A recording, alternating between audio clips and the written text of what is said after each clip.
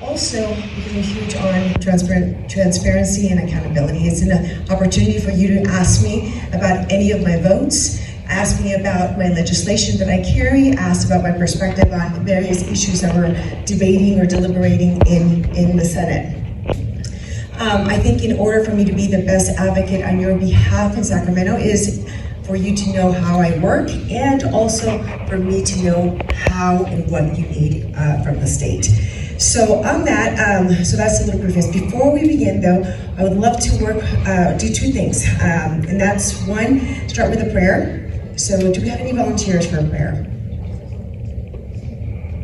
Oh, come on. Thank you.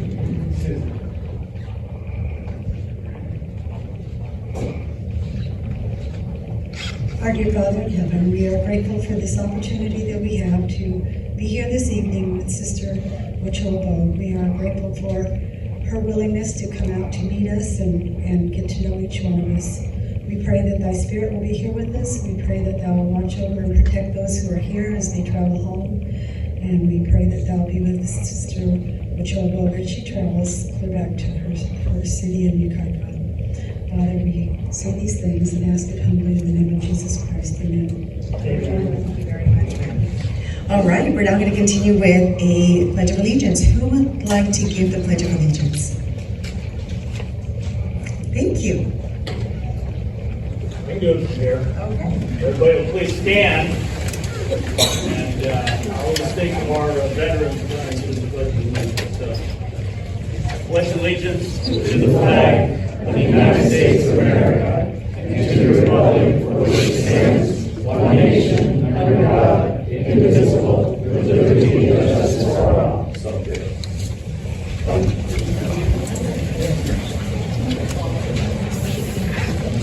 Well, thank you very much. Now, the other component that we start, so in the Senate, we always start with a prayer. We always have someone come and give a prayer.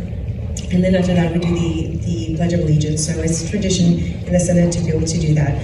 The other thing I would like to do today is begin by really recognizing and acknowledging anyone that is a veteran. So if you're a veteran, please stand up, or are serving at this time, please stand up so we can recognize and acknowledge you.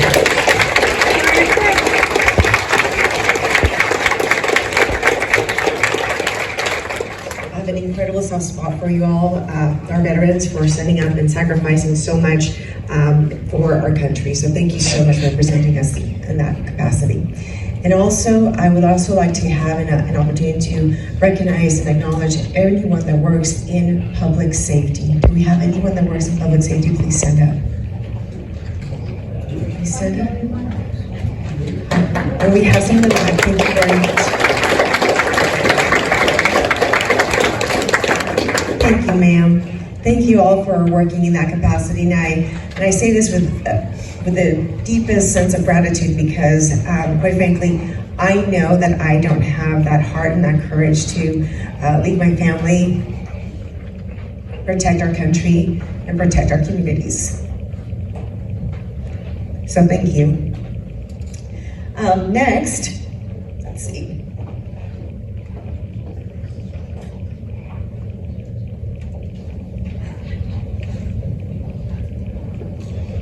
And acknowledge all of our electeds that are here this evening. So one of the things that we also do, because this is a town hall, this is your town hall, we're happy to provide an opportunity to gather together and discuss issues. And we're going to talk about a little bit of the philosophy that I have about town halls. But before we do that, just so you all know, when we hold our town halls throughout the district, and by the way, Senate District 19 is the third largest geographical district in the state.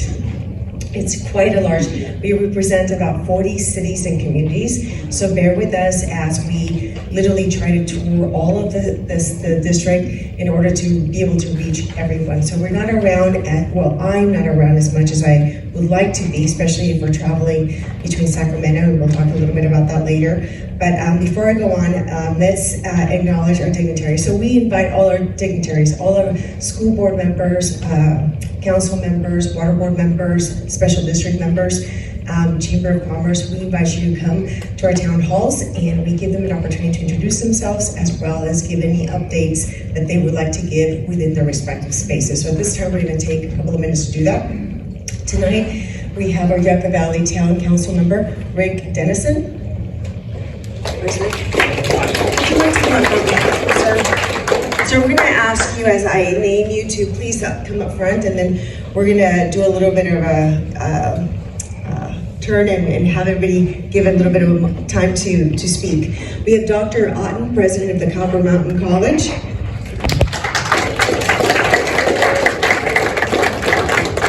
We have Glenn Harris from the Office of Supervisor Rupp.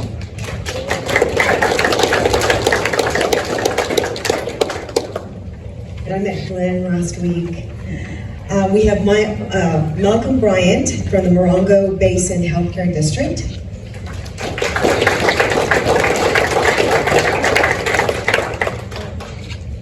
Do you guys want to kind of go in order so that people may have an idea of who's who? And then we're going to go on with Marjorie Smith from the Red Cross. Do you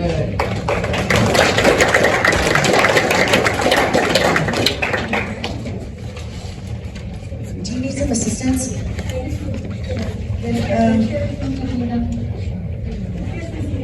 Would you like a chair? Would you like to stand up? Stand up, it's fine? Okay. We have Janine Duff from the Jane Jarlsberg from the Joshua Basin Water District.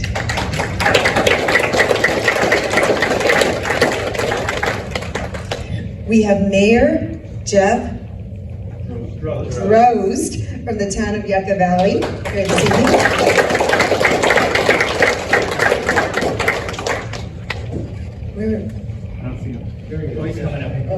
Oh, perfect. And then we also have Stacy Doolittle from the Joshua Basin Water District.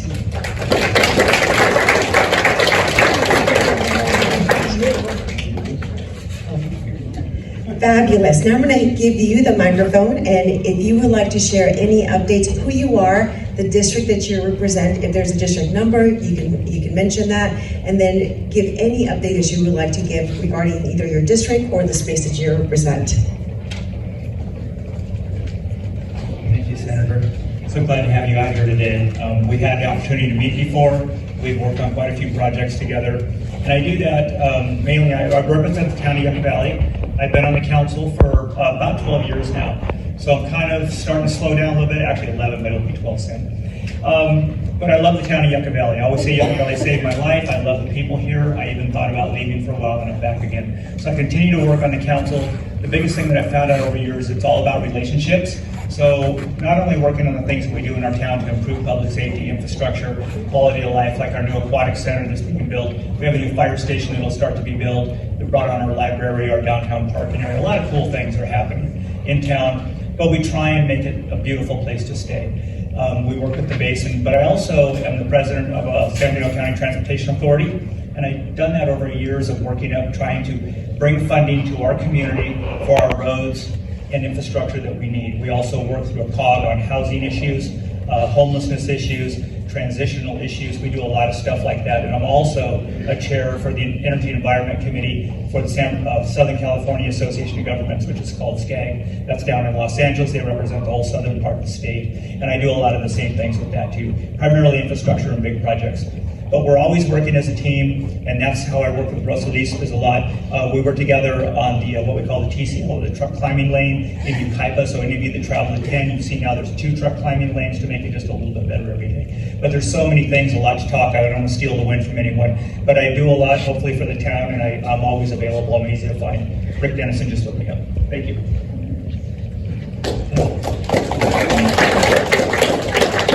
Good evening. I just want to welcome everyone to your community college. I'm Superintendent President Darren Otten here at Copper Mountain College. It's our pleasure to open this facility up for a town hall and to welcome you all in. So thank you for all being here tonight. Thank you, Senator.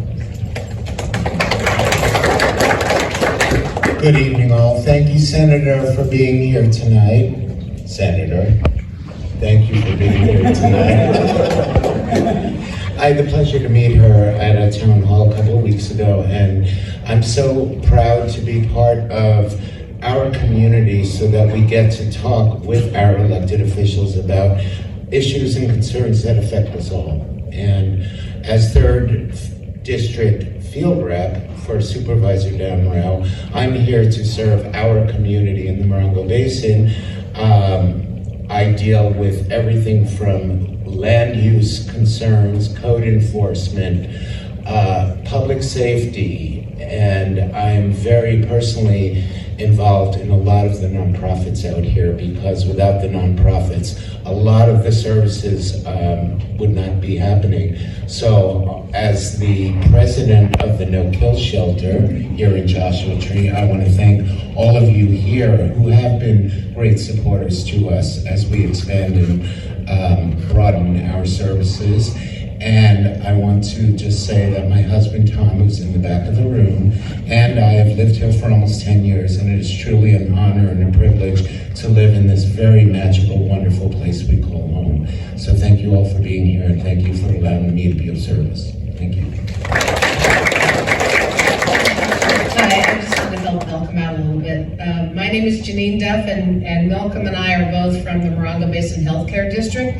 And as some of you in the room may know, that we are a special district that originally in the early 60s formed as the only healthcare district in the Morongo Basin.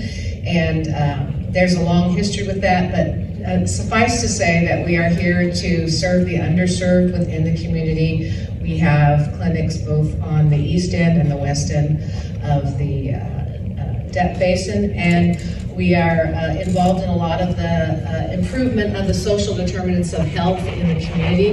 We have Dr. Sepultura in the back here that was one of our primary doctors for many, many, many years. And we're just happy to be here. And I send greetings to you from our CEO, Cindy Schmall.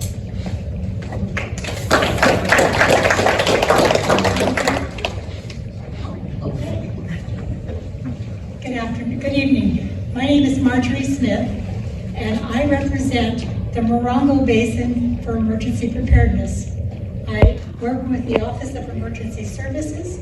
I'm also a member of the American Red Cross. I am part of VOAD, which are Voluntary Organizations Active in Disasters, and COAD, which are Community Organizations Active in Disasters. And we have 1,400 miles to be prepared, and I know a lot of you because we've all met in events. Are you prepared for something that happens? Today we happen to have a meeting at OES, which is Office of Emergency Services, and they're putting out a brand new app for your phone, and you'll see me promoting this as we go along, because it's even got an app on it. It's got, you have an app on there, and then you push a button and it shows you what the emergency is, what the status is. It'll give you everything with one push, and then it's got one walk with a friend, and you push that, and if you make your contact and you're able to go somewhere, and there's a tracker, so that when you have a problem, you've got somebody on the other line. There's 6 or 7, I don't even know how to do it yet. I've got a piece of paper, and you take a picture of it, and then you've got it, but I'll teach it. And then from Cal OES is now having what they call block parties, and you will be hearing about them as we go. We're going to have our first on the 12th, the Cape of Spain. This is my test. And the idea is to have every neighborhood get to know their neighbors, the immediate people in your neighborhood, the 8 or 10 families that are around you, because when you fall down or we have a disaster of some sort, the only people that are going to be able to help you are your neighbors. We do not have the manpower,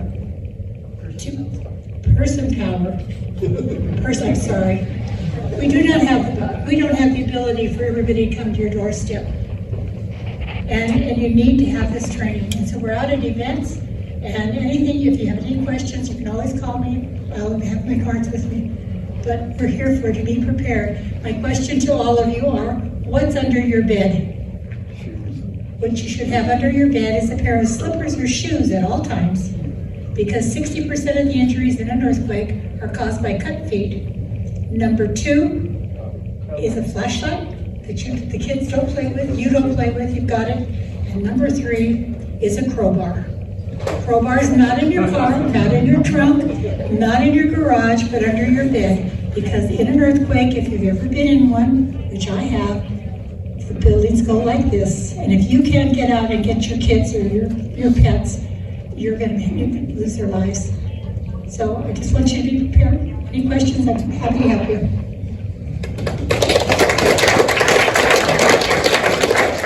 Hi, I'm Jane Jarlsberg. I live in Joshua Tree. I was elected the second time in last November, to the board at the Joshua Basin Water District. It's one of those kind of jobs that you learn on the job. And I know a little bit about water, even though I've only been on the board for 5 years. I keep learning. It's a small water district, and maybe some of you are ratepayers. And I just wanted to invite anybody, well, actually anyone, but mostly the people that live in Joshua Tree and might be concerned about the cost of water, to come to the board meetings. They are the first and third Wednesday at 5 o'clock. Always fascinating, or you can zoom in if you want. But I encourage you, because as soon as we start talking about rate increases, you really ought to know what our job has been over those years in between the rate increases. We love to see people there. We had one person at the board meeting last night. It was like a big event. So it keeps us on our toes, and also we like to hear more from the community. We also have something called the Community Advisory Council that doesn't get reimbursed for their time that they spend in the meetings. It meets quarterly now. I think it's quarterly. And they are really people that live in the town, the area that we cover, and are liaisons between the community and the district. And there are vacancies in that council if you're interested in being a representative of your neighborhood or your community. And I'm happy to be here. And we've been in Sacramento and had a chance to talk. And one of our concerns, obviously, is chromium 6. And I won't go into it anymore, but that's something that we're looking for help with.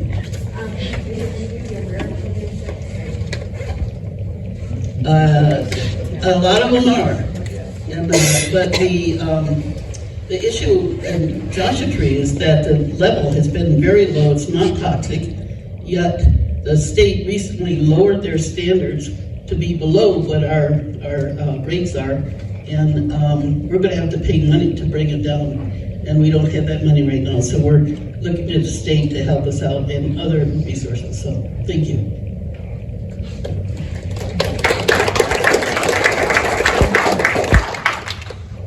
Dr. Salhotra, I'm going to talk to you later because I have a pain in my elbow that clicks. So, anyway, sorry if you make a joke, but seriously, I'm Jeff Droz. I'm the mayor of Yucca Valley, and I think Rick said everything pretty much. But I do want to say who I am. I grew up in Yucca Valley like Rick did. I graduated high school there. And 1979, Yucca Valley High School, I taught there for 25 years. And then I still teach here at the college. I was full-time for a while, and now I'm part-time, and I'm proud to teach here. It's a wonderful environment. I have great students. And that's about it, I guess. If you want to contact me, I'm the mayor of Yucca Valley for another month. That's all, and it rotates to the next person. So, and I'm on the board of the Basin Transit. It used to be MBTA, now it's called Basin Transit. I've been the chairman of the board a couple times, and Morongo was chairman of the board, and so I'm on Basin Transit, and we have those bi-monthly or twice every 2 month meetings. Anyway, thanks for having me here, and thank you, Senator. Everyone, it's nice to see everyone here. My name is Stacy Doolittle, and I'm Vice President of the Board of Directors for the Joshua Basin Water District. And just quickly, I wanted to tell you our service area is 96 square miles, and we have 300 miles of pipe. So it's about 5,600, 5,500 ratepayers. And I bring that up because Director Jarlsberg mentioned chromium-6, and I just wanted to tell you that we do have chromium-6 in our water, but it's naturally occurring. And so it's been here for years, and people have been drinking this water for years, and there doesn't seem to be any Cancer Alley trend or anything like that. The state did lower the minimum contaminant level to 10, and ours is higher than that, but I want you to know that the EPA level is 100. So there's some middle ground there, we believe, but we are going to need some help with this because it could bankrupt us having to treat this water. So thank you so much.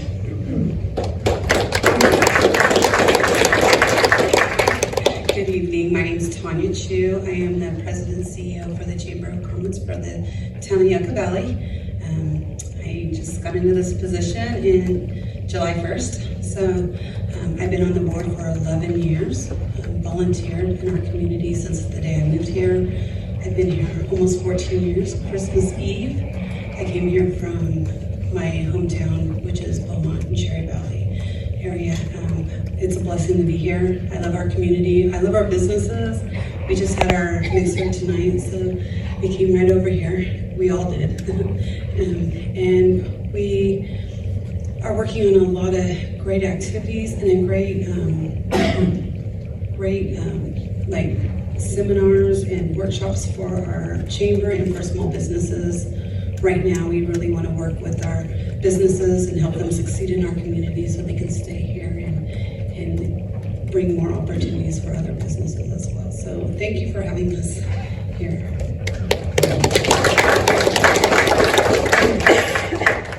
Hi everyone, my name is Bianca Stoker. I'm a school board member for Morongo Unified. Just wanted to say hello. The most recent thing and most exciting update I think we have from the school district is we're using those Measure C funds that I think you remember probably seeing on the ballot last year. Our current biggest project is 29 Palms Junior High. They're getting a new cafeteria, which was direly needed because it is the oldest school in our district. So a lot of those bond dollars are going towards a lot of these maintenance and building infrastructures, things that we sorely needed in the district, as well as a lot of other projects. We have school board meetings twice a month. We have one business meeting and one board study every month, so you are always welcome to show up. If you have any questions or concerns about what's going on in the district, or just want to rave about our fantastic students and staff, you are always welcome to say hello and do that. I'm really proud of everything that our district does. I grew up in this town and I went through the school district from elementary to high school, so it's a huge thing of pride to be a part of this community. And so I thank you for letting me serve. I'm enjoying it, and I hope if you have any questions, that's what I'm here for. Thank you. Well, folks, these are your local electeds. We're so grateful for you to be here tonight. Does anyone have any questions for those that are here in the front? I just have a question about the chromium-6. Is that the same stuff that was in Raleigh? You're in Rockavich, or is that another? No, that was So the chromium-6 that's in the water in Joshua Tree in our basins is naturally occurring, and it's from rock decomposition. What was there in that famous movie was actually caused by industrial waste and sources. Also, chromium-6, where it is a problem, is a runoff from agricultural waste, and we don't have that here. We're not agricultural, obviously.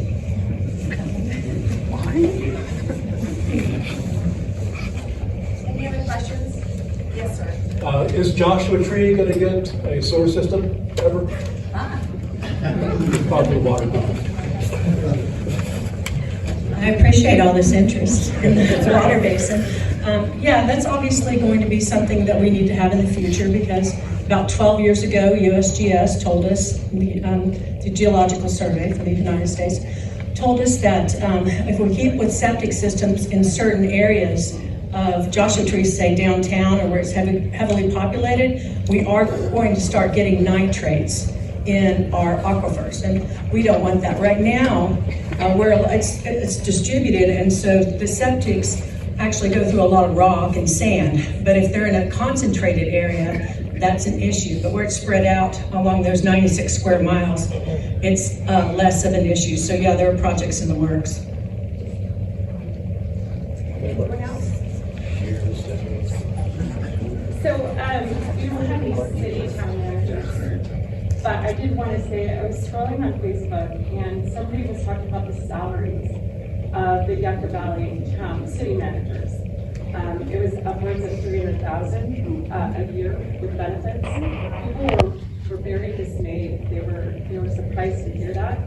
A town of 20,000, and you've got people pretty much making over $4 million a year.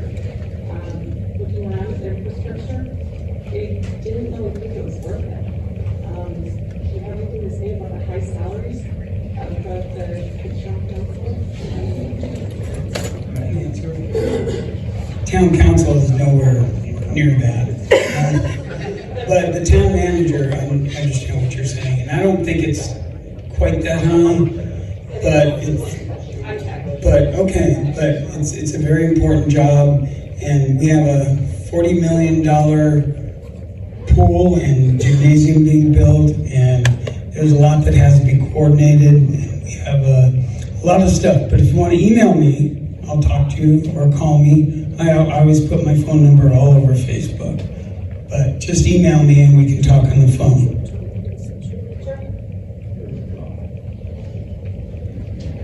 I actually had a question. I live relatively close to a couple housing communities, and right off the main highway, there are a lot of children and a lot of foot traffic that end up happening on a lot of these streets that during this winter season, you know how it gets dark super fast.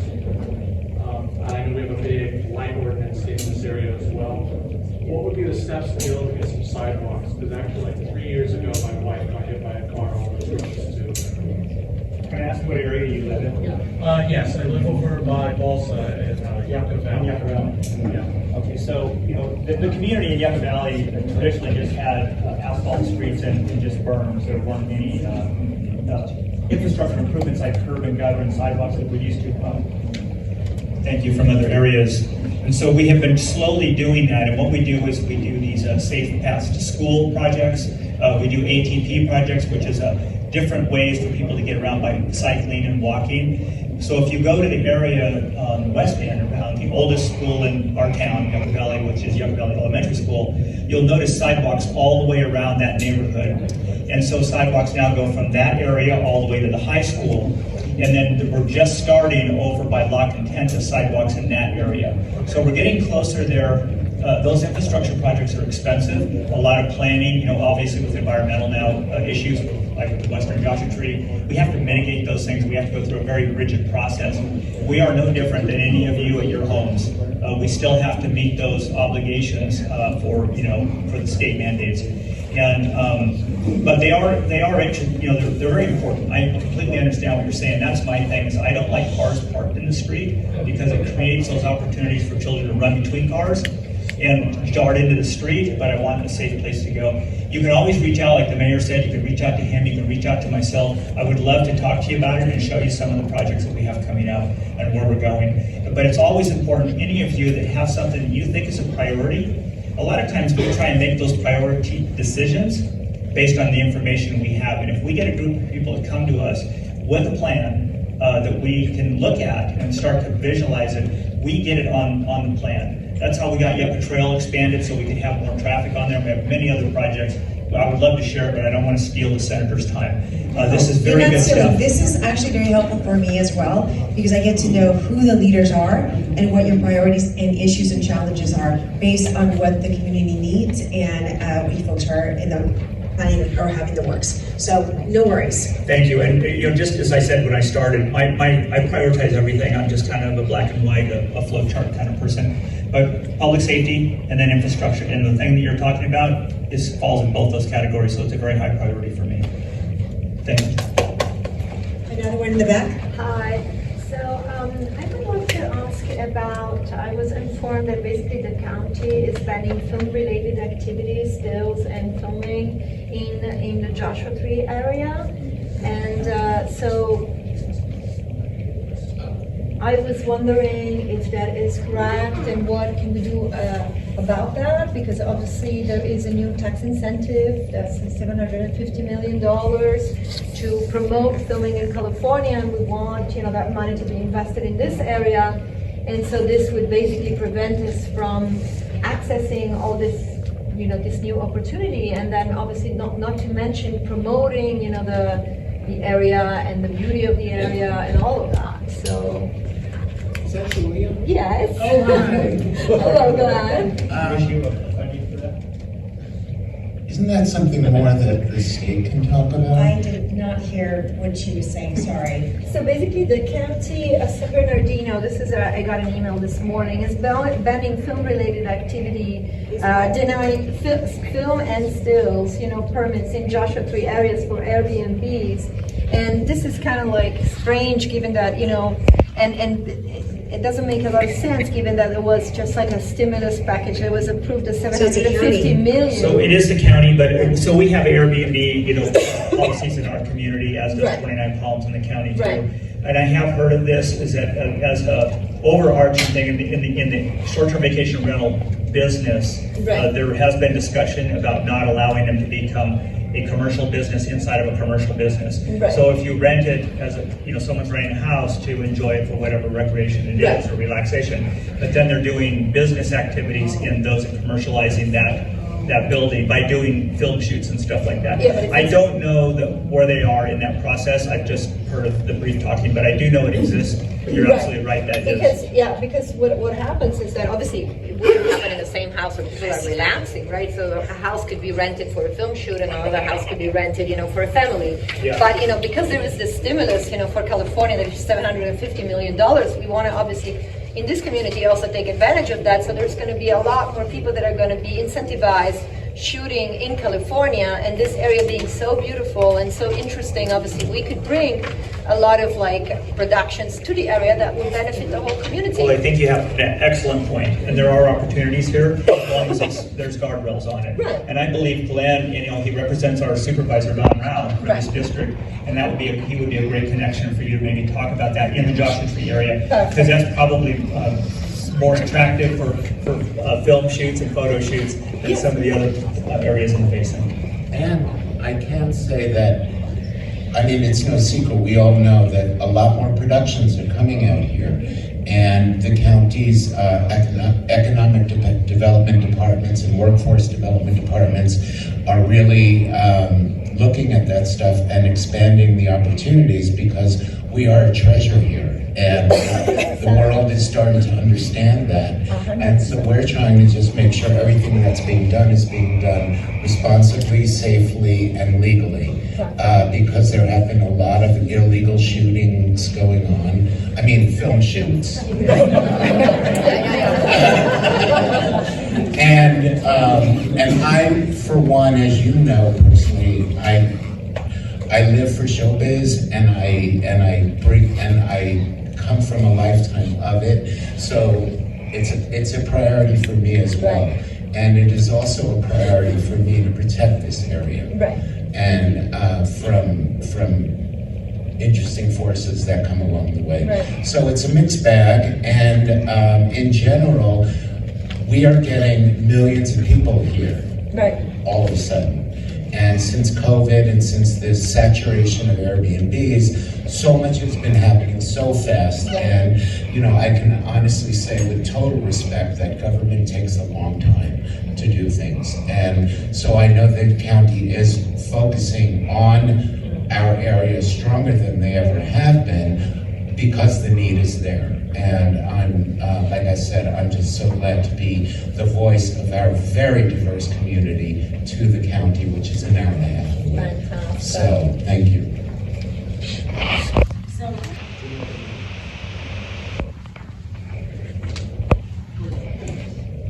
Hi, I'm Jennifer Richardson.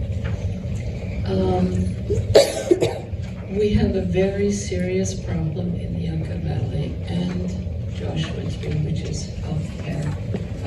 Desert Medical Center. At the High Desert Medical Center, they wouldn't even release medical records. I had to fight for it. I contacted Senator Ochoa Bogh and her wonderful assistant, Nick Canero. Both of them helped me a lot because the medical center in Joshua Tree wouldn't even give me records. My right eye got injured at the hospital. That's a difficult scenario I'm still dealing with. But the hospital would refuse even to communicate with me. And thanks to Nick Canero, the investigation, which never would have taken place otherwise by the Public Health Department, finally took place. He managed that. We got through the Thank you, Nick. Yes. We love him. Yes. Applause. He's my district director, by the way. And just so you all know, he is, I always say this, I inherited him from my predecessor, Senator Morrell's office. He has worked in different capacities, both at the county level, he's worked at a city level, he's worked in, did you work in the Assembly or just the Senate? Assembly and the Senate. So he has a wealth of information, and anyone that calls me directly, I send it directly to him and I go, can you take care of this, please? And I know he will go down the rabbit hole to get it done. So thank you for acknowledging him today. Thank you too. He did an excellent job together with you because finally then the Public Health Department did investigate. They wouldn't even want to investigate thoroughly. I found the facts. I gave them also to Nick and to Senator Moore. And they, in collaboration with me, made it possible that the High Desert Medical Center got cited for not releasing records, medical records, to patients upon inquiry. We don't like to get people in trouble, we just like people to perform their jobs, as FYI. But thank you so much for that acknowledgement, man. Did you have a question? I have a question. The Public Health Department, under whose final jurisdiction do they work? Because there are additional problems. The hospital is employing doctors with no medical license. There's one doctor, Edward Broadus Cooper. We do have a healthcare doctor. But do we have anyone from the healthcare district that could answer those questions? Oh, Morongo. That's not the hospital. No, I know. But would you be able to answer the question as to who would they answer to? So the Morongo Basin Healthcare District is the landlord of the hospital. I'm sorry, the Morongo Basin Healthcare District has leased the hospital in 2015 to Tenet Health. So it became privatized in 2015. So the healthcare district only has operations within our federally qualified health center, which are clinics. We do not oversee any day-to-day operations within the healthcare of the hospital. So Tenet Health would be the private organization that would have to be held accountable. Tenet Health, and I also contacted Attorney General Bonta about this. I said, this is very dangerous. We have doctors with no medical license operating here. We're exposed to substandard medical care. Attorney General Bonta said in his email, this is not within my jurisdiction. So let me do some homework. I'll do some homework on that question because I can't directly answer that right now. But we'll look into that. I promise you that we will look into that. Absolutely. Thank you, ma'am. And then I said, where's my second person right here? Sorry. I just have a comment, I think, for the president of the college. That'd be me. Okay. We fell back on Sunday. Yes, I noticed that statement. I appreciate that. Take care. I'll take one last question for our panelists. I think there, actually. I'm sorry. Thank you. I want to go back to the comments regarding the film-related activities. Much of this valley is zoned for rural living, and that's why I moved here. I do not want commercial activities going on next to my home. I've lived in Los Angeles. I've had film shoots literally in my apartment building. I've had film shoots down the street. I do not want this commercial activity in my neighborhood where I'm trying to enjoy my horses, my dogs, and rural activities. I do not want film shoots around here. My comment, my choice. Thank you, ma'am. Isn't the First Amendment just precious? We love the First Amendment. Okay, well, thank you so much for being here.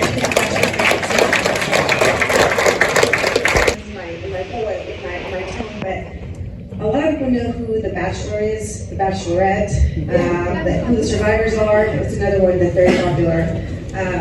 Dancing with the Stars, but they don't know who their local electeds are, who their council members are, water board members, healthcare districts, special districts, school board members. And it's important to know because they're the ones that are literally working on the spaces and jurisdictions that impact you personally in your backyard.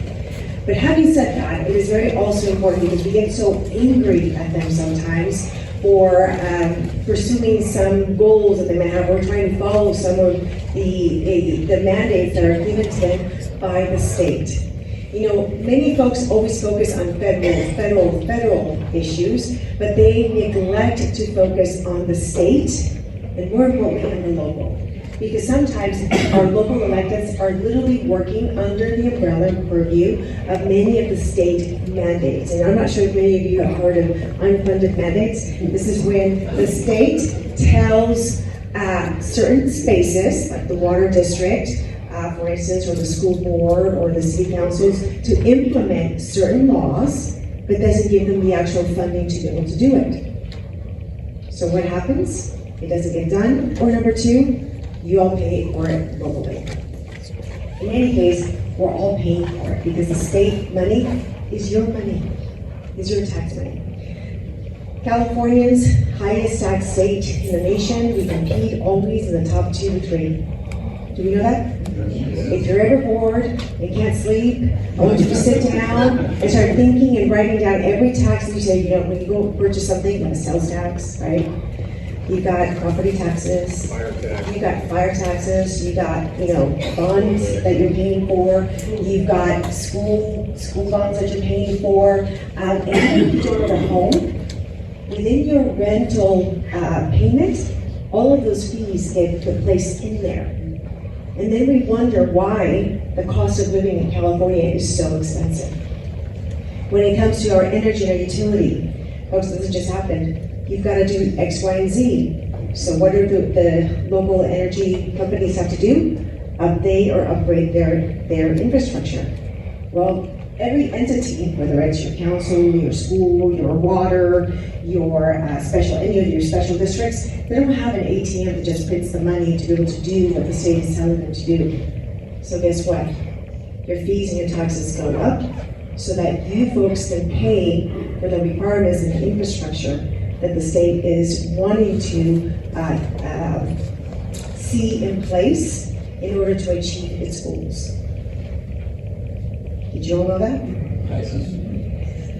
Some do, some don't. I'm bringing this to you as a state senator because sometimes we have a lot of goals at the state level, which are all great and wonderful, but it comes with a great cost. And especially when the state is trying to literally trying to rush things quite quickly. So I say that because I want you all to give a little grace to all your local electeds when things are not working. So full disclosure, I'm going to explain to you really quickly what I want out of this tonight. I want to really help empower you on learning how the legislative process works, how you can be a part of that legislative process, so that you can learn how to exercise the power that you have with your voice as well as with your vote, and why that is so important. We're going to begin with a little bit of government 101. It's been a while since many of us were in high school and had government classes, and you'd be surprised how many of my constituents, and I don't mean this in a demeaning way whatsoever, but more in a way of us having these conversations. So, many do not understand that there's a difference between federal, state, and local government and what purview each one has. So for instance, I'm a California state senator, not a US senator. So I don't work in DC. I know, that's a different beast. Not for me. I work in Sacramento on your behalf. I am one of 40 senators in the state of California, representing just under 1 million people, 40 cities and communities. In that, I need you to understand the context in which I work in order to be effective on behalf of the constituents that I represent. That's very, very important for me, because between January and September, I leave my home every Monday morning, sometimes Sundays, to go to work in Sacramento and come back on Thursday afternoons, depending on when session ends, so early afternoon, late evening, and sometimes on Fridays if it's a 3-day weekend. I want you to think about that, because every assembly member, every senator does this for 8 to 9 months of the year. We leave our families. So when I talk about my veterans, I talk about my public safety that leave their homes for months at a time to go serve their country. Folks, that's tough. And someone who values my family, I don't want to waste my life, my family life, to be unproductive just because. Do you understand why this work means so much to me? I wouldn't be doing this if I didn't believe in it. If I didn't love my community members, if I didn't love the people that I represent. And my opportunities to come to you and to town halls is to get to know you. That's the hardest part when we did the redistricting, because all I could think of was, I knew my previous district. Our family grew up in many of those cities. We represent those cities. I knew the people. And now I thought, ooh, I have a new district. They don't know me. I don't know them. How do I get to know them and fall in love with the people I represent? That's why I'm here. Also, so that you can be informed and can engage you with what's going on in the Senate, legislation, in the legislature, period, because we are going to see a lot of things coming through.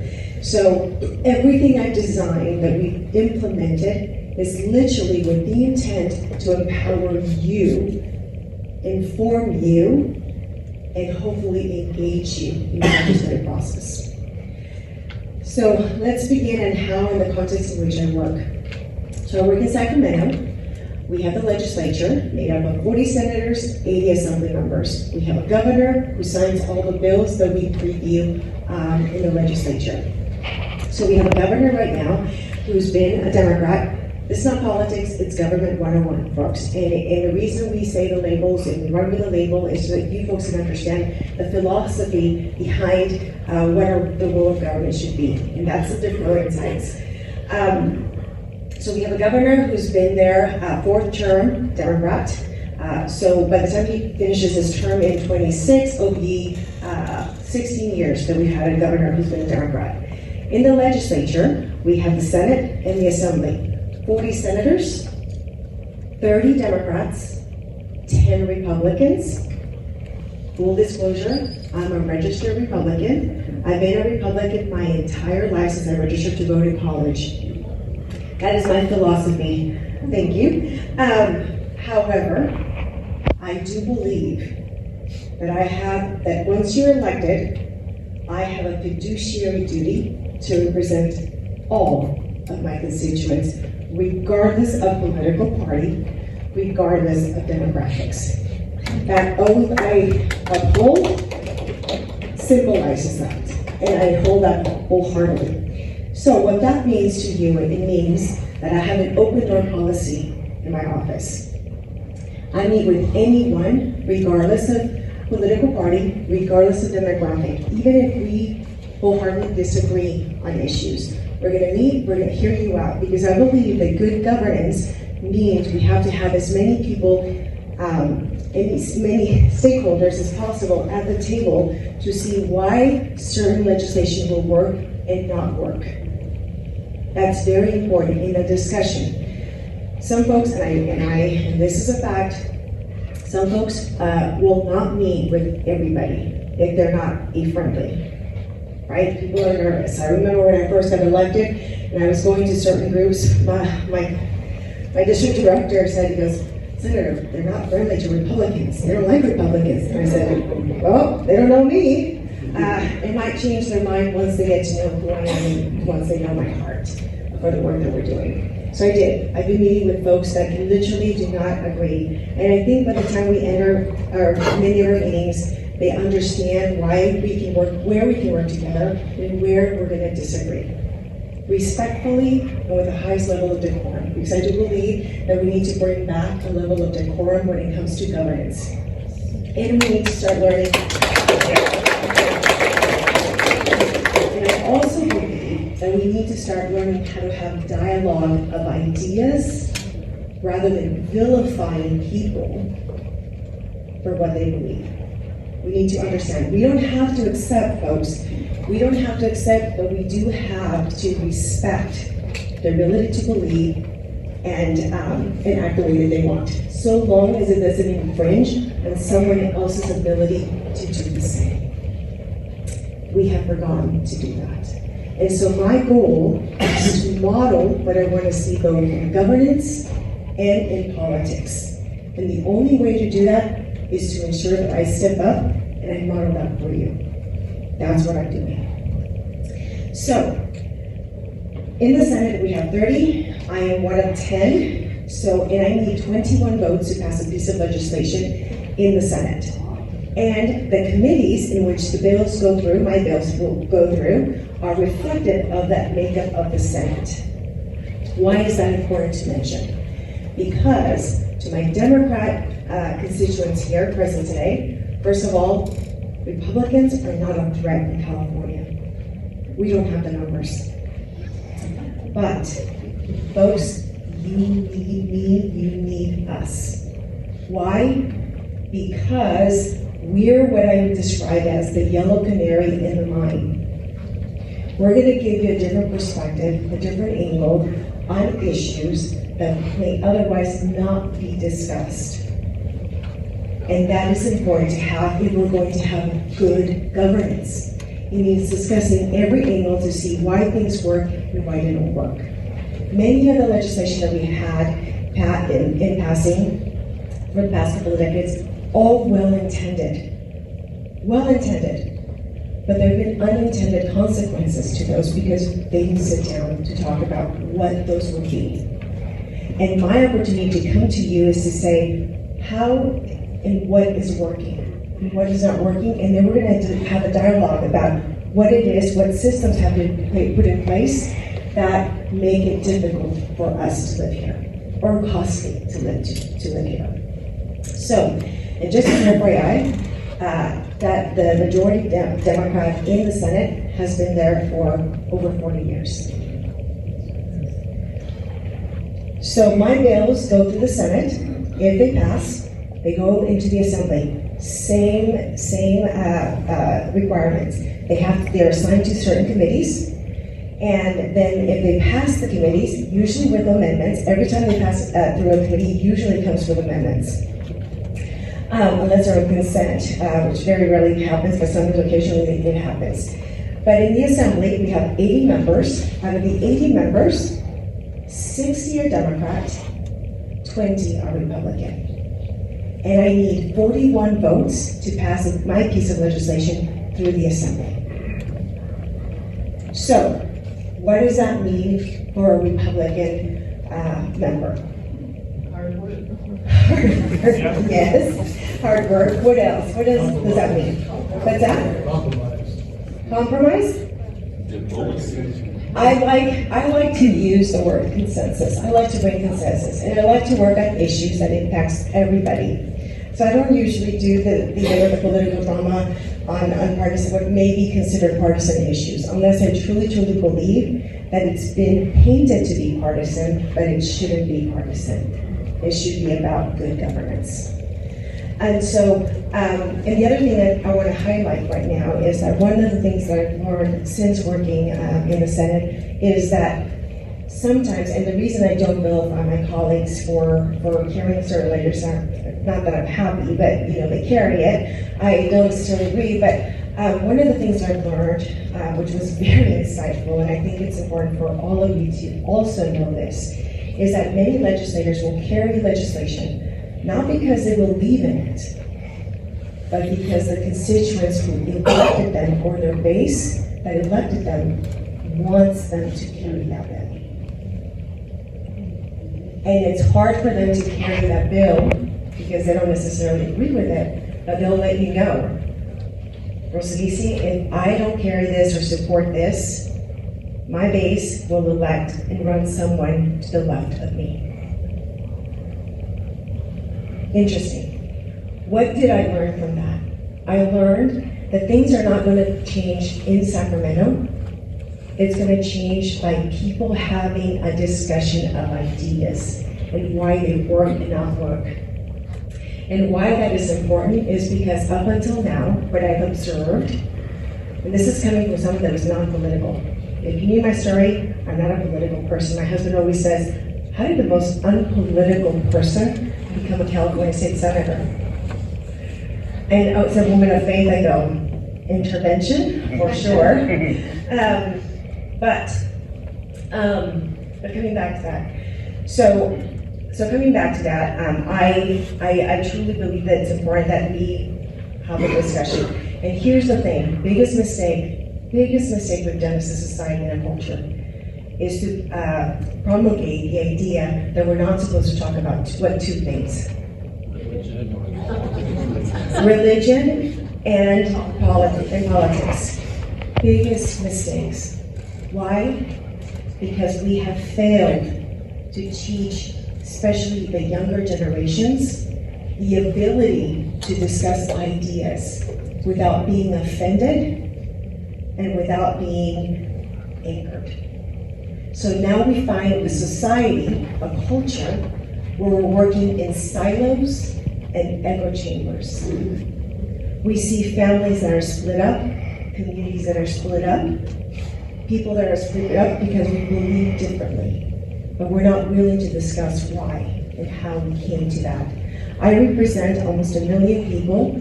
It's 1 million life experiences with 1 million world views. Folks, are we going to agree 100% on issues? Yep. Did we agree 100% with our parents who raised us? No. Do we agree 100% with our siblings who were raised in the same household? Do we agree with our spouses who we were married for a very long time with? Do our children agree with us who were raised under our purview? I say this with a light heart, but I'm trying to make a point that it is natural, it is okay to disagree. But we have to learn how do we disagree and why. Right now we've created such generational gaps in mindset and ability to communicate, right?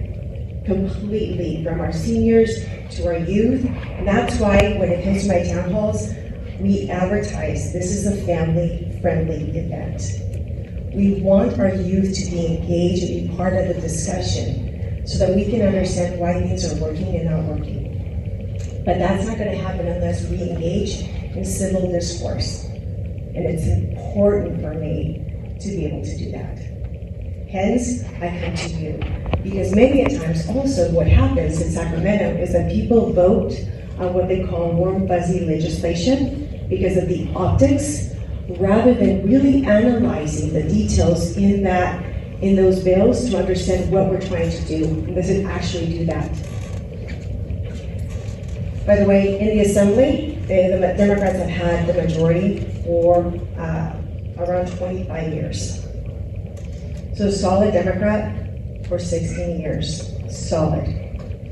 Why do I share that with you? Because it's important for you to all know that I'm working towards good governance. We need to understand who is making the decisions, why they're making the decisions, and understand the systems that are working and not working and how they came to be, so that we can change them. You have the power to change it. You all have it, but we have to have that dialogue. So, the other point that I wanted to make was to understand how many bills we pass every year and why we have to think differently. In the Senate, up until last year, we could introduce, we're elected for 4 years. Senators are elected for 4 years. Every 2 years, we have what's called a 2-year session, so two 2-year sessions. Every 2-year sessions, we actually have the ability to introduce up to, was up to last year 40, now it's 35. So 35 bills every 2 years. In the Assembly, up until last year, they could introduce, we have 80 members, remember, 80 members, they could have introduced up to 50 pieces of legislation. They've come down to 35 this past year. Thank goodness. It makes life so much easier. But the reason I share that with you is that for many years, up until last year, folks, do the math, we've been introducing literally thousands of bills every single year. And when we look at the quality of life in California, when we look at the conditions, can you name me some of the concerns that we have? In California? Housing? Affordable housing. Yes, sir? Utilities. Utilities? Traffic. Traffic? Homelessness. Sorry? High taxes? Crime? The unhoused? Yes. So why do I make that point? Is that we're literally passing thousands of laws, but yet we're not being effective in solving the root causes of the issues that we're trying to solve. Because we're focused on more fuzzy, optic legislation rather than really asking ourselves, well, what caused that issue? So as we're looking at bills, as we're looking at legislation, I want you to look at the issue a little differently. I want you to focus on the problem that we're trying to solve, like an onion, with layers. And I want you to look at that legislation and ask yourself, well, what are we trying to solve? What are we truly trying to solve? And I want you to look at the issue that we're trying to solve and ask yourself, well, what caused that issue? And then I want you to peel that onion one more time and ask yourself, well, what caused that issue, that caused this issue, that we're not trying to solve with this piece of legislation? But I want you to keep thinking that way and peel that onion until you get to the core of the issue, in your mind at least, unless you're having a discussion with several folks, like, what are we trying to solve here? And peel that onion back until you get to the core. And ask yourself if that bill is actually addressing that issue. Because what I see, folks, is a continuous effort, whether consciously or not, on government getting bigger, more bloated, completely not fully funded, and yet still suffering from the issues that we have in the state. So, I've actually become more Republican since I've been elected to the legislation because I see the heart that my colleagues have. They have a good heart. Many of them have really good hearts. They're trying to help people, but we're going about it the wrong way. And many of the times, as I mentioned earlier, we're carrying bills because groups are trying and asking them to carry these bills, not really to make their constituents, their base, happy, but not really addressing the root problem. I'll give you an example of what I mean. Cost of living. I have a colleague of mine from LA who came in and wanted to introduce a bill that would give a voucher to women for about $25 to buy feminine products in order to address the cost of living because it's really expensive. So if we give women $20, $25 to actually buy the permitted products, she thought that would help with the cost of living. I want you to think about this. Cost of living, super expensive, right? In order for the government to give you all the voucher, we need to collect that money from all of you, right? That takes people, employ people, to be able to take that back from you all, right? It's going to cost us more money to get that money from you, let it go through the system, which employs more people, in order to actually disperse the money, which takes additional people, so that you can get a voucher for $20. How much is that going to cost all of us to be able to do that? So the question I asked,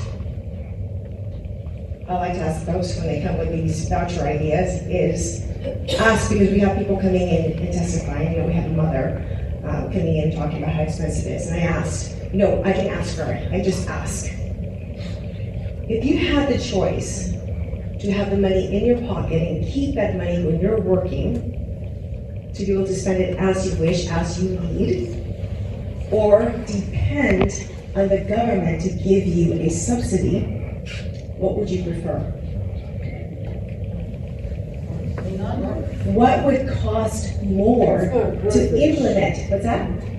I say government's not perfect, but you can take out like some kind of output, some kind of village, no? They do the best they can. I'm sorry, one more time? You're paying this, the government's not perfect, I'm sure she'd rather have $25 in your pocket. But it's not perfect, it's not a perfect thing. I agree. Government is not perfect. But one of the things that are important to note is, what is the most effective way to address issues? Some issues can be solved, but we cannot solve every single issue. And I'll give you another example as to which, in that capacity, I was able to speak to many of the directors of different state departments and agencies throughout the state. And as I spoke with them, I would ask, why does it take 2 to 3 months to get something resolved? Depending on what the department was, but usually it took a couple of months. Why does it take so long to be able to either implement, supervise, enforce different whatever the capacity was, like ED or unemployment insurance, or people that are, not unemployment insurance, unemployment insurance, but anything. Transparency. Anything. Why does it take so long? Do you know what one of the top answers were from everybody? Well, Senator, we're not fully funded. We're not fully funded. 2, we don't have the workforce, the trained workforce, or the skilled workforce to be able to meet that need. Now, when we go back and we talk about the fact that we are the highest tax state, that we all pay a lot, and yet, when I'm speaking to these folks who are at the head of these departments, whether there are schools, or schools, what's another one that we did? ED comes to the top of my mind, or even our carceral system. They will all tell you that they're not fully funded. There isn't enough. And so as we pass, and this is why so many departments are writing letters in opposition, because we have all of these great ideas of what they should be doing and adding more requirements, but yet the state is not fully funding them to be able to do that. So we end up with a pickle. What do we do? I want to make sure that we create a system that people have more options and choices. Families are able to, another scenario that I want to give out, when we look at our schools, right? We talk about our schools not performing. The grades for many of our students are not up to par in the state. And I sit on education, I'm the vice chair in education, and I'm passionate about education because I truly believe it's the only way that we literally break cycles in our society. So education is a huge passion of mine. When we look at the scores all across the state, reading, math, science, we're faring at the bottom in comparison to the rest of the state, of the nation. And not only are we faring last, or towards the bottom, towards the bottom in our nation, in our state compared to the nation, the Department of Defense, I think it was a year or 2 years ago, had an article in the New York Post in which they described the fact that the U.S. as a whole was not producing the trained workforce to meet the department's workforce needs. The U.S., folks, the U.S. We're not meeting that workforce, posing a national security threat to the country. And so they have to import that talent from other countries, also posing an additional threat to the national security. So when I look at all of that, and then I look at California and go, what are we doing? What are we doing? When I talk to my teachers, and as a former teacher, you know what they'll say? We have to meet many requirements that these children have before we can even teach. We have to meet emotional, psychological, physical needs. We have to be a friend, we have to be a counselor, we have to be pseudo-parent, because these kids are coming with these deficits that are not met. So what happens? Our school districts then come to the state and go, we need additional funding to be able to provide the resources, to provide the needs of these kids. So then the state goes and says, okay, we're gonna need a little bit more money from all of you so that we can pay for these programs in our schools to meet the needs that are not being met at home. Now, when you talk to many of my constituents in my district, many are working families. Many have to work 2, 3. I met a family who, between both mom and dad, had 5 jobs. Well, actually 4 jobs, and they had one business they were trying to start. And then you wonder, and then you add the ability to be able to live in one city and have to commute to a different city in order to be able to afford living where they live or afford housing. So then you have some commuters that have to commute an hour, hour and a half. We have super commuters. So this is why I'm a huge advocate for infrastructure, especially in the Inland Empire, because we're growing, we have land. And whether we like it or not, many of the housing and the development that happens, folks, it's not up to us necessarily. And I say us because I don't think anybody should be, the state should not be pushing every city to increase housing. But did you know that that is a requirement that the state imposes on local cities? For those residents that live here and moved out here for the ruralness, guess what? I get you, I understand you. It's why I moved to the city of Yucca, because back then, when I moved out there, it was more rural. But every city is required by the state to increase their housing units. And if they don't, they're penalized. Or they will be penalized if they don't. Did you all know that? So this is why I want you to be informed on what's going on at the state level, and why we design processes in which we help you become connected. So one of the things that we do, how many of you folks are receiving the Look Ahead email? You have 1? Love it. Perfect. 2, 3, okay. All of you should be receiving it. Sign up for the email. What the email does is an email that we start sending you the weekend prior to the week, starting. It actually gives you all of the committees that are meeting that week. We give you the bills that are supposed to be presented during that committee that week. We give you the bill number, the author, couple of sentences, and then at the very bottom of the email, I give you a link. That link takes you directly to the state website, where you can then plug in that bill number, and you can actually read the bill text. with all of its amendments. It lets you know where in the legislative process it actually is. And you can then act by emailing the committee, or you can come up to Sacramento and testify on bills that you support passionately or that you oppose passionately. It is an opportunity for you to know what Sacramento is literally introducing and debating, and how you can have a voice in that. You can let the committee consultants know, because it also gives you a link to all the letters of opposition and support, so you know which organizations are doing that. And you're also able to communicate with our office and let us know, I'm supporting this bill, I'm opposing this bill.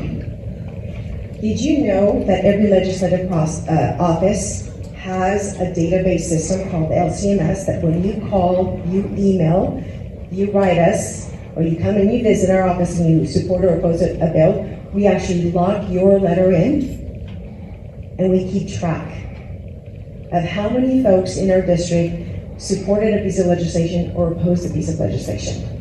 So if you think your voice does not matter, I want you to think again, because it does, and it does to our office. How many offices do that? I cannot tell you, but at least in my office, your voice matters. And when I have bills that I'm really iffy about, I really don't know one way or another, I can see the benefits of it, because no legislation is black and white. Many of them are not black and white. I always ask, have we heard from my district? So my team, in Sacramento, the Ledge team, will give me a printout and we send an email out. These are the 5 top bills that we heard from our district. We keep them all, but the top 5.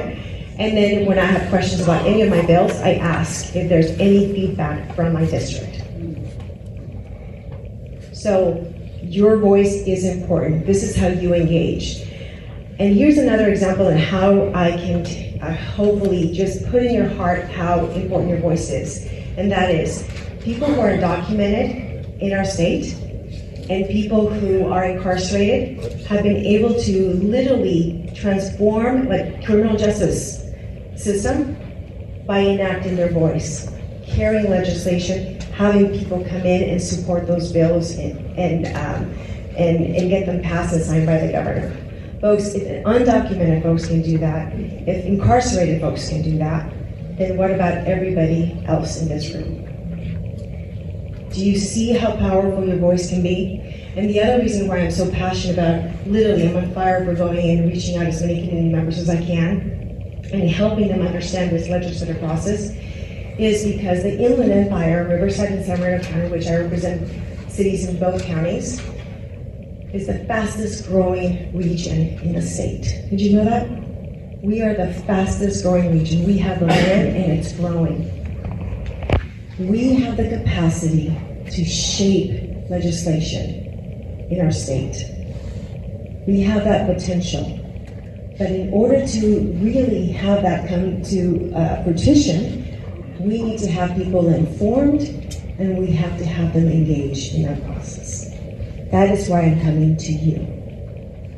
And as far as my performance as a state senator, my votes, my legislation, I also believe that when I act in goodwill and you act in good faith, you have nothing to hide. And when you have nothing to hide, you have nothing to fear. And folks, I have nothing to fear. I'm coming to you.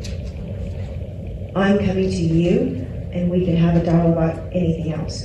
But this is an introduction about how government works in Sacramento, what the system is, the context in which I'm working, and why I'm coming to you. So having said that, we have about 20 minutes left. You understand how I think and how I work and what I would love to see from you as an engaged, informed citizenry, which I think is incredibly important, especially in California. And I'm now going to have an opportunity to discuss some of the issues that are important to you and hear from you. So what are some of the concerns? Well, first of all, we should always start with something positive. 5 things that we are happy and delighted to have in California that really works and we're so proud of. Yes, ma'am. Universal meals for students. Universal meals for students, which by the way, I support it. Yes. I want to remind you, Senator, that there are independents also. I'm an independent. That's right. I'm a Green Party. Yes, right. And we depend on Democrats and Republicans to represent what kind of things we're interested in. I think California is wonderful, from the desert to the sea, the mountains, we have it all. And clean air and good policy as far as the environment. Okay, well, thank you for sharing that. I would like to say how grateful I am to the administration that's currently has held power in this state for the last 4 years. California has led the nation on every policy, every program, education, housing, you name it. We are the leader of the nation, and that is due to the governance that we have had for the last 4 years. And I'm really grateful for it. Okay. Having come from another state, another part of the country, I know how it can be done wrong. And what is it about housing that you think is fabulous in California? Well, one thing I really would want to speak out is that I don't know exactly when the law was passed, but some time ago, a state law was passed that made it illegal for landlords to raise your rent by more than 6% per year unless they did improvements to the rental facility. In other states, you can double your rent just because. Bottom line, this is America, and what drives the prices, everything, is what the market will bear, not what it costs to bring it to the market, but what the market will bear. If I can bring a product to market for 75 cents and sell it for $7,500, I can, I will, and nothing will stop me. This is America. But in California, we have legislators who have passed laws who try to protect us from that kind of exploitation. In rental, not in the sales. I'm sorry? In rentals, not in sales. In just about everything. But yeah, in rentals, me personally, because I'm a renter, I'm not a homeowner. And I'm grateful that my rent increases every year have always been limited to 6%. And is that here in Yucca Valley? Yes. Okay. Got it. So what else? Yes. Are we still doing good things? Good things, yes. Yes. We want to make sure we're happy. So one of the good things about California, I've always heard the number, we're either the 4th or the 5th or the 6th biggest economy in the world, the planet. California's got this huge economy. I think that's great. Capitalist is right. Is that a good thing? I think it is, yeah. We want economy, we want production. We definitely do, yes. Mm-hmm. Absolutely. Okay, anything else? Yes, ma'am. The ecology and our human effects on the globe and our land is very important to me, and what Governor Newsom has done is dedicated the highest amount of land protected for biodiversity in the state, which is a very large state, and I think it's very good for our... The environmental. Okay. Do you have any other ones? I have one other Yes. one. This is the first event I've been able to attend Rains Air Production Treaty Communications Alliance. I just want to say the fact that we redistricted and you are out here, and I've seen DJ, I went there and I called her DJ. So sad, I just heard she moved on to something else. She got promoted, that's what I think. So we have a great eye for talent. I have an amazing team. And they learn a lot in our office. They really do. We make sure they have a lot of opportunities to learn.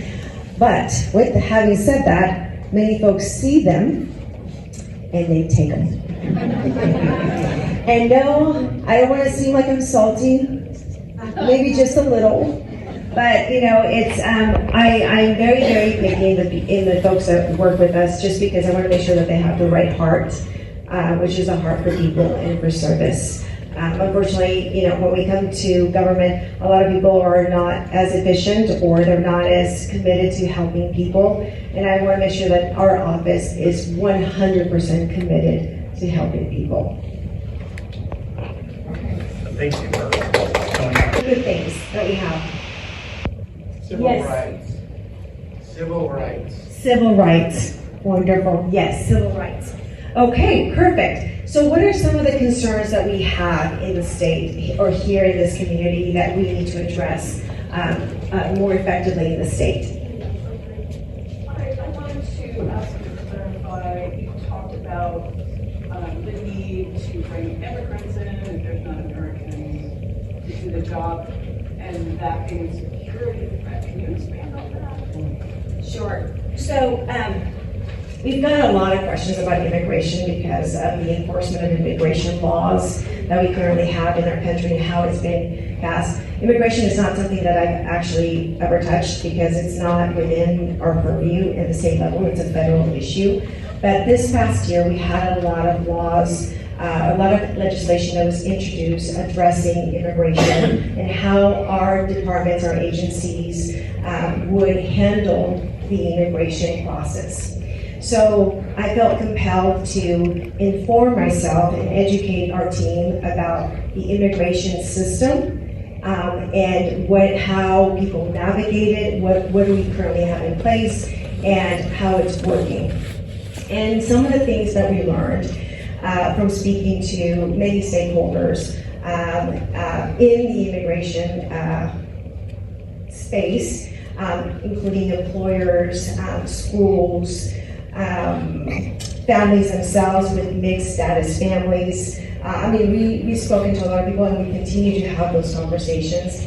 One of the things that we've learned, and I've learned also in the Rules Committee, was that the state of California, as I mentioned earlier, has a shortage of workforce, which begs to ask the question, and I have for many of my school trustees from the UC, CSUs, and the community colleges, independent colleges as to, okay, we're graduating thousands of students every single year, and yet when we speak to these heads of these departments, agencies, the workforce, local employers in our state, they're saying that they don't have the workforce that they need, the skilled workforce to be able to meet that need.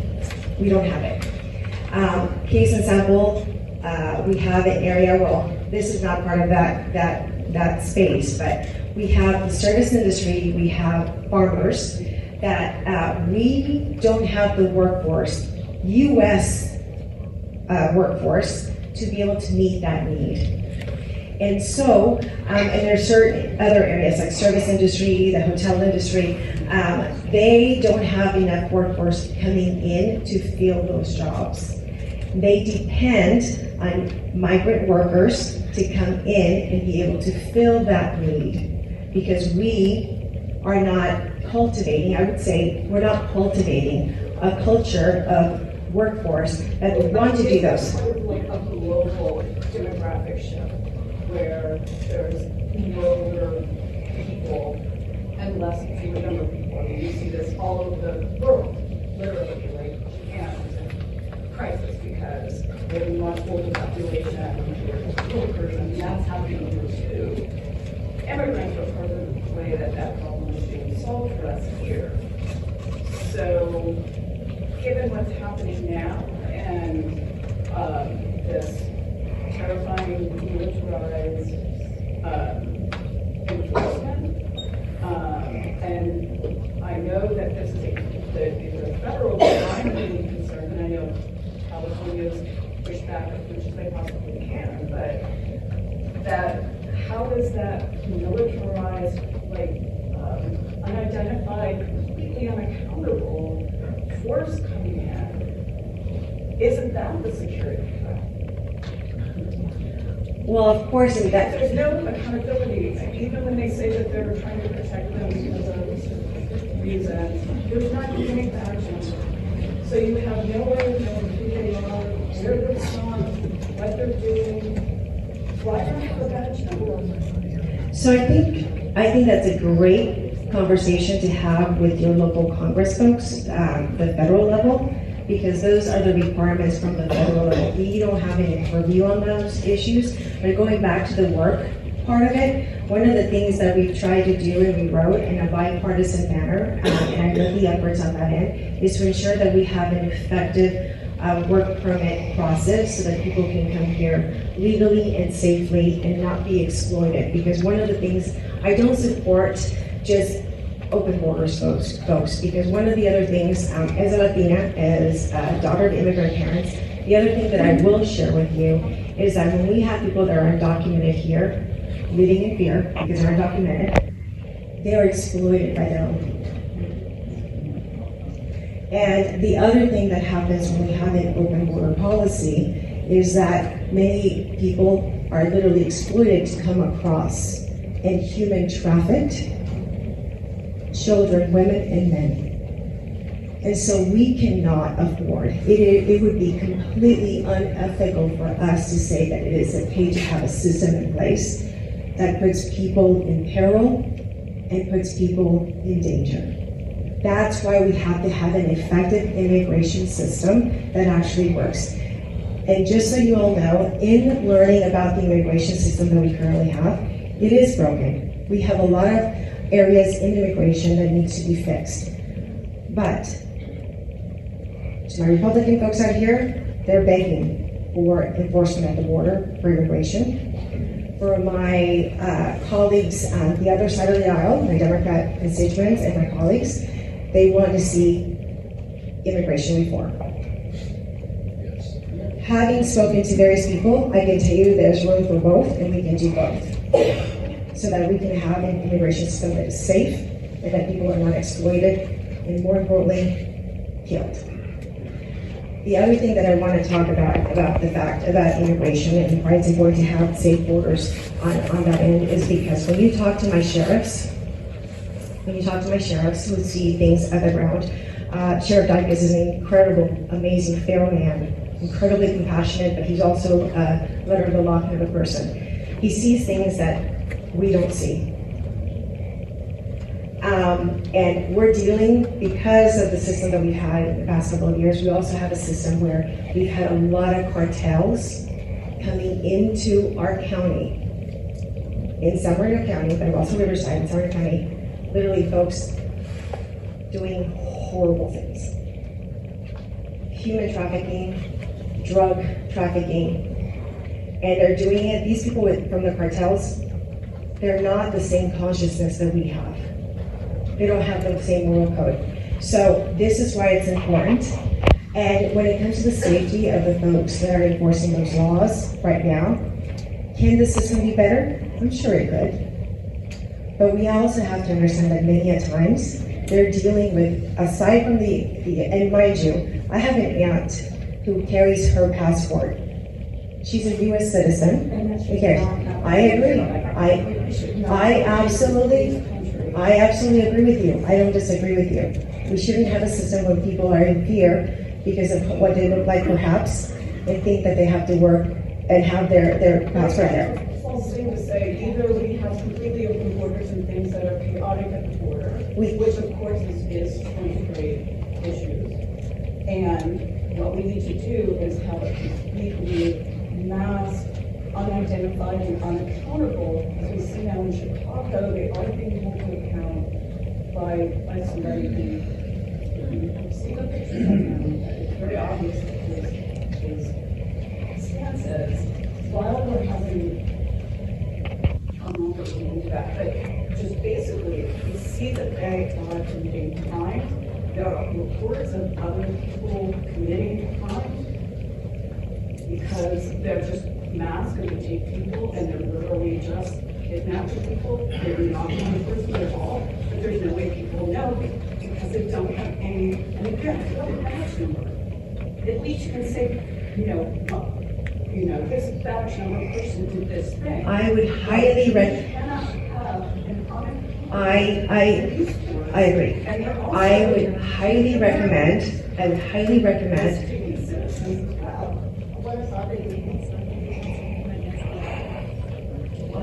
But so on the system and the actual system, I would highly recommend that you express your concerns to the authorities that are in charge and ask them in writing and let them know, hey, this is what we think. You can let your congressman know this is what we think that you should be doing, and give those concerns written over there. I completely agree with you in the sense that can the system get a little better? Yes. But do we have a system that has been broken and now we're trying to play catch up on various levels? We do. nothing is perfect right now. I completely agree. People should not be afraid. But people have been afraid, and people have been literally abused, killed, exploited. Right, and you did 60 people, but I'm just saying this is something that is.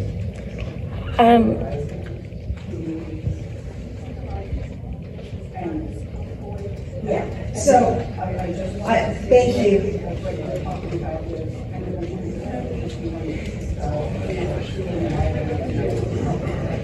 H1B, we need to also kind of address those, well, not we, because it's not within my purview, but that also needs to be addressed, because there's certain requirements that are not needed for cities that are actually right next to the border that people are coming in on a daily basis. So, there's still needs for fixes. So we're gonna have a question here. Talking about the Western Joshua Tree issue, fishing game. I'm not sure if there's anyone else interested. Yeah, we're all here for it. So I'm not the expert, but I want to bring it up. I'm a homeowner here. I'm concerned. We're concerned with the regulations that they're coming up with, that they're trying to force upon us when they don't know what the situations are here as homeowners. Yeah, we don't have a voice. We feel like. We have no voice on this. So which one is this? The Joshua Tree? The Joshua Tree, is that the remediation one that? No, this was the California Board of Fishing Game. So what would you like me to know? Just read the brochure. What's that? Do I just take the brochure home and read it? Or someone can give a little synopsis? So I'm an immigrant. We moved here. My father was Dr. De Silva. Okay. Yes. Sure. Go ahead. No, I'm going to talk about the Joshua Tree. I did that flyer. Oh, this is your flyer? Yeah. Oh, okay, got it. Okay. But please read it. Good. That synopsis. Okay. So we moved here from India. No money. We were immigrants. This community took a chance on my parents. My father was chief of staff. He built up that hospital, worked very hard for kids. We as kids, Dr. Salotra is here, we didn't see our parents at all. They were worked for this community. They saved lives in this community. They invested in this community. Dr. Salotra is here. My parents did not invest mainly outside the community. They bought property over here so that their kids, their grandkids could have a better life than they did. And so with this Joshua Street regulations, it got voted in 2023. The Center of Biological Diversity, they passed these rules. We had no choice in it. We were not approached and asked what we think about it. And now there are two issues. Say the fire issue, we have to get permission. So we don't have a safe space where we can have defense around our house. You're talking about building, that there's rules to build out here, but we cannot build. The rich can build because they have, you can take a tree down, but so it's a money issue. It's like $3,500, is that the? Like close to $5,000. Some places it's 5,000 to 10,000 trees, some places 2,300. So it varies. It varies. Yeah, so we feel like we have, So I think many people here are here for that, and we'd like to ask you if you can help us change the laws on it. Because I went up to talk to Director Bonham, the Fish and Wildlife, and they said, we can't do anything about it. You have to change the law. So Ortia's office wrote a bill, and it went through both houses, and then Newsom about a month ago vetoed it. And Who introduced the bill? I think Ochia? Carrillo. Oh, Carrillo. Sorry, Korea. That's you. Carrillo. And so it got vetoed. And so we think that, the single family owners, we're a very low income, middle class community, and we're just not going to be able to survive. And this is a trickle down effect, because if there's no building, the electricians, everyone else will lose jobs. And then, it's going to devastate this community. And you're doing studies. The study in there is from two studies, one in 1976 and one that a woman out in the desert found a tree, a root 50 feet out. And so where are the studies on it? We would like to get funding to do our own study. The sewer system came in, and they had gone through phase 1, where a lot of the trees weren't harmed. And yet they don't talk to the water district on what's going on. I have trees since 1978 here that are doing fine, that I've protected. And now what I'm hearing are people are going to take down the trees when people don't see it. And so it just does not make sense. So thank you. It's like, it's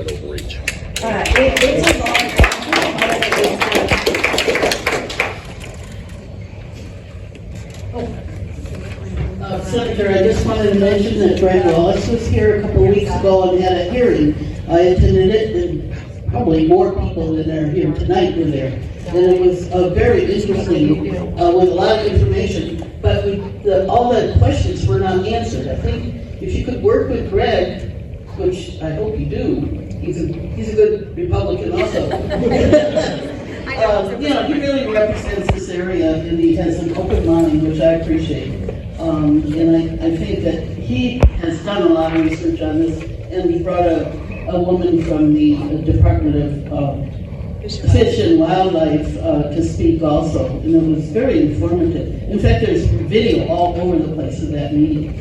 So I'm hoping to work with him too to get more education. whatever he needs, I will collaborate, and I think I'll let him lead the way on that one, since he's already started on that. This is a concern to a lot of people here. Yeah, I bet, and I have heard a lot of issues, concerns about the cost of trying to do infrastructure, even for water.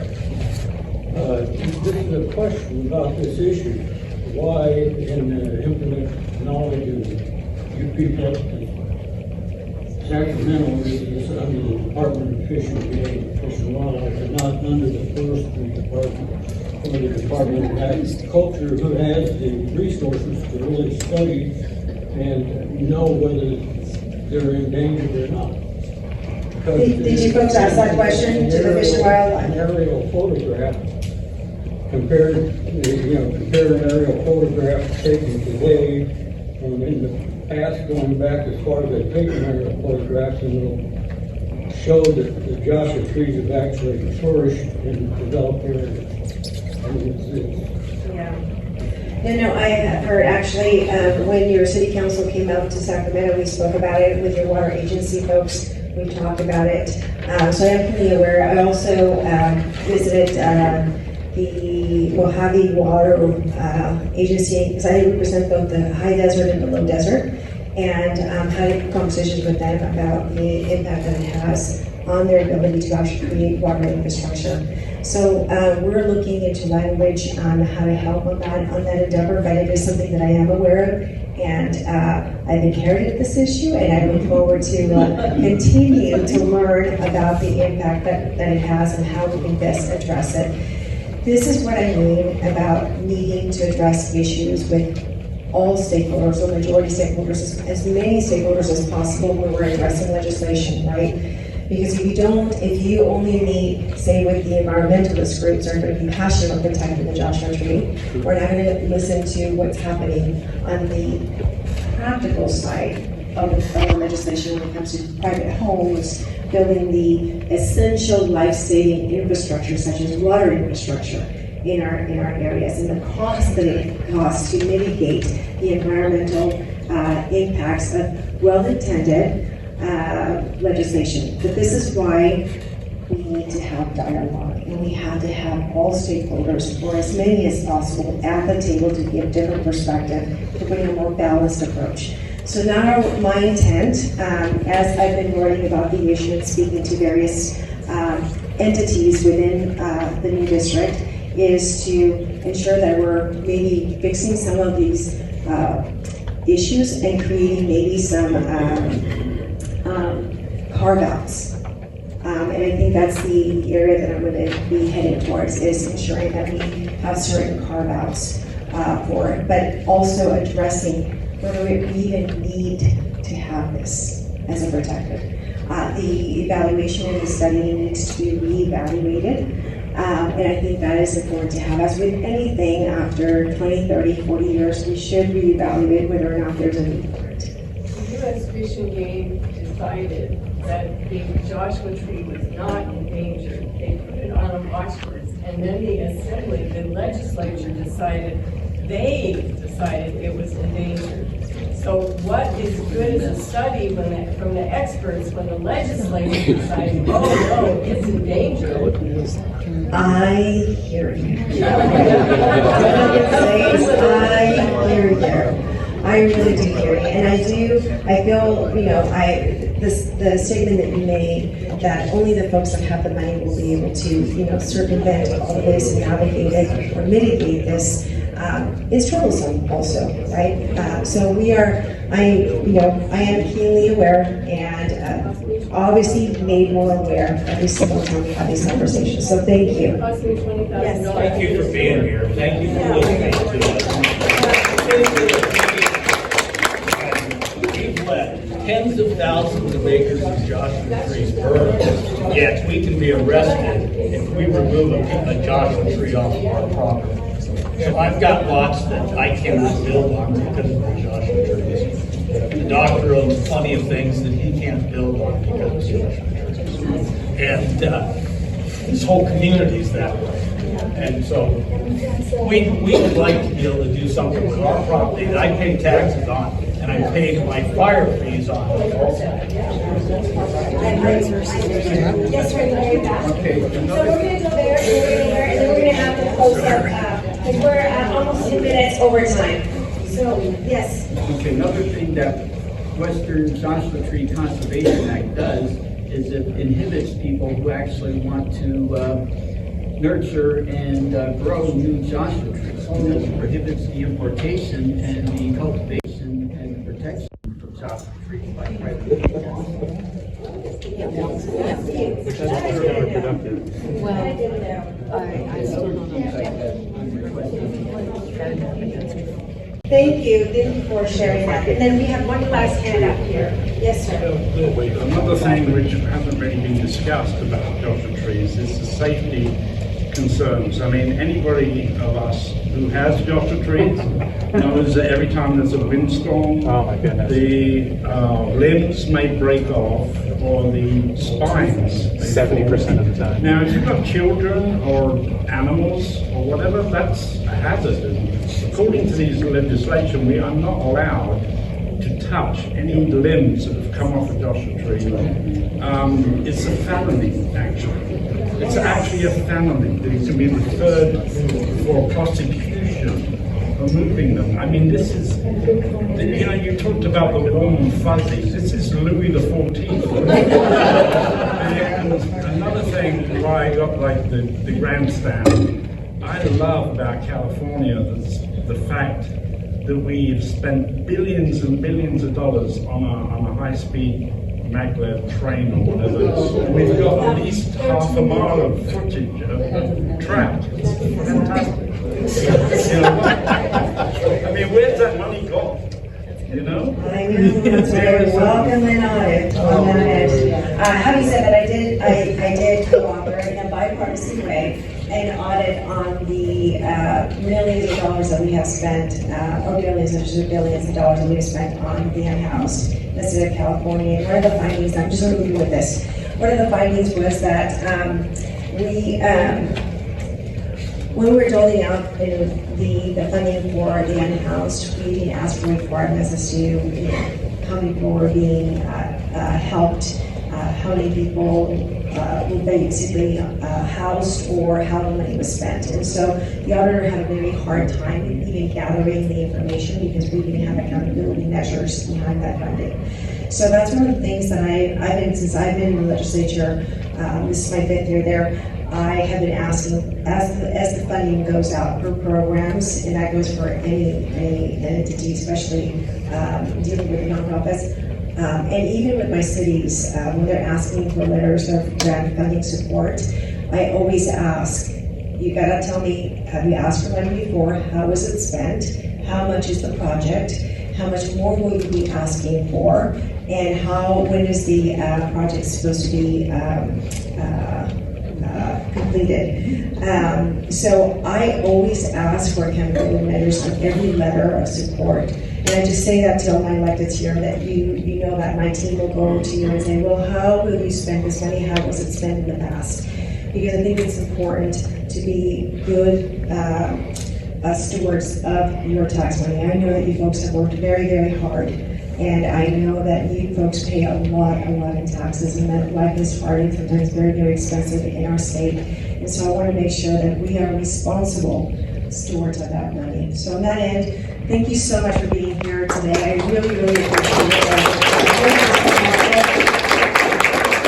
I hope that you learned something new, and we hope to see you. You're welcome to attend any of the town halls throughout the district. Right now, for most of our area, these are introductory meetings, but hopefully we'll follow up with more discussions on issues.